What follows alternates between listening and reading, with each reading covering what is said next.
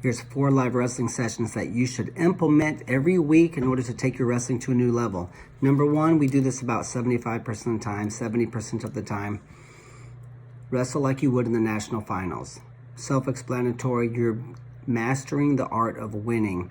A lot of people are great wrestlers, but they're not great at winning matches, and that will certainly help. Secondly, go offense versus defense, especially on your feet. I'm 100% offense. My opponent is 100% defense. My opponent will never be more difficult to score from than when he or she is completely on defense. Now, the only rule is when you're on defense, you are allowed to score from a sprawl. Then I'll be on defense. Now I'm developing myself to where I can learn to be like a brick wall. Wrestle wide open, and when you wrestle wide open, what's happening now is you are basically trying to score 100 takedowns in practice, or you're wrestling wide open, and this can really, you should be wrestling on the edge of your abilities, and sometimes we wrestle below, but when you really kind of become more of a wide open wrestler in practice, sure, you're going to give up more takedowns, you're going to give up points, but that's the whole idea, is just trying to reset that that threshold, right?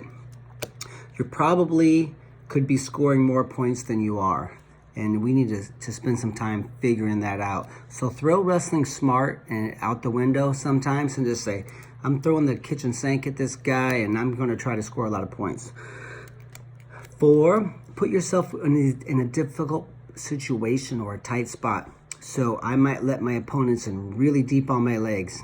Then I'm wrestling. I may let my opponents in practice lock up a cradle, or then next time I let them lock up a cradle, and we're live wrestling now, right? And I let them put me on my hip and almost turn me. Now I'm trying to stalemate. I might let my opponent get a crossed wrist and almost tilt me, right? So putting yourself in these real difficult positions are also ways to get some wrestling experience from these very difficult positions, especially as a very skilled wrestler. When you get better, it can be a disadvantage in a way because you don't get a lot of competition until the state semis maybe. And when you're in overtime and that wrestler gets deep on your legs, that might be the first time anyone's been shoulder deep on your legs in 7 months. And you want to be able to respond well. So that's the 4 strategies for live wrestling that you should revolve through and spend some time in, and that will help take your wrestling to a new level. You can check us out at purlerwrestling.com if you had interest in our camps and so forth. Otherwise, either way, good luck to you, and we wish you a lot of success.